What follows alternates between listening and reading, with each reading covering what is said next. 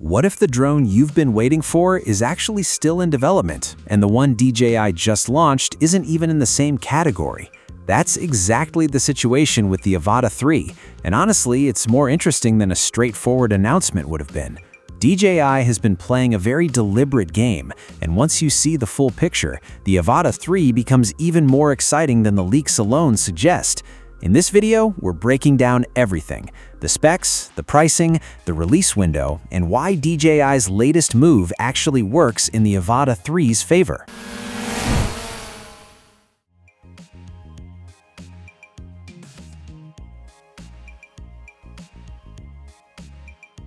Multiple independent sources have been building a surprisingly consistent portrait of the Avata 3, and the centerpiece is a 1-inch CMOS sensor. That's not a small upgrade. That's the kind of imaging hardware usually found in dedicated mirrorless cameras, now reportedly engineered into a drone that can hit 140 kilometers per hour. On top of that, we're looking at 4K at 120 frames per second, DJI's O4 transmission pushing signal range to 13 kilometers, redesigned 4-blade propellers for tighter handling, Rocksteady 3.0 stabilization, and ActiveTrack 6.0 for smarter subject following. Flight time is expected to land between 23 and 25 minutes. These aren't random feature drops. Together, they describe a drone built specifically for filmmakers who want cinematic control and FPV speed in a single body. Here's where it gets genuinely interesting.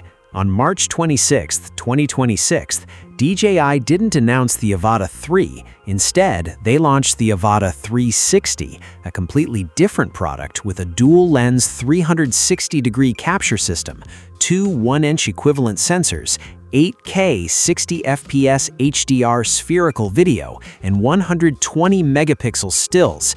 It starts at $499 for the drone only and tops out around $829 for full bundles.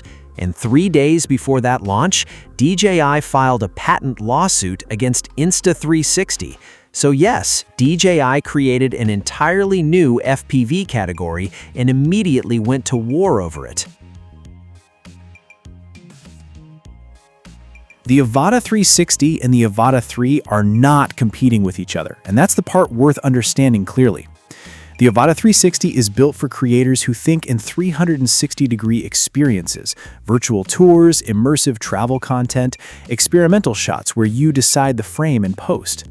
The Avata 3 is built for creators who think in precise frames, the precise low pass, the cinematic pull, the locked-in follow shot of a subject moving fast through a tight space. DJI didn't replace the Avata 3, they opened a second lane. That's a very different strategy, and it signals that DJI has no interest in picking one creative format. They want to own all of them. As of June 2026, DJI hasn't made any official Avata 3 announcement. The Avata 2 is still actively selling at $1,990 for the Fly More combo, and DJI doesn't typically cut off a product that's still moving. Most credible analysts are pointing to a late 2026 or early 2027 release window, far enough from the Avata 360 to avoid cannibalizing their own momentum. On pricing, the rumored spec set places the Avata 3 in the $800 to $1,000 range for a drone-only configuration, with bundles expected between $1,200 and $1,500. A full flagship bundle with premium goggles and extra batteries could push toward $1,800. There's one complication though. DJI has been on the FCC covered list since December 2025, which means any new DJI device faces a significantly more complicated US rollout.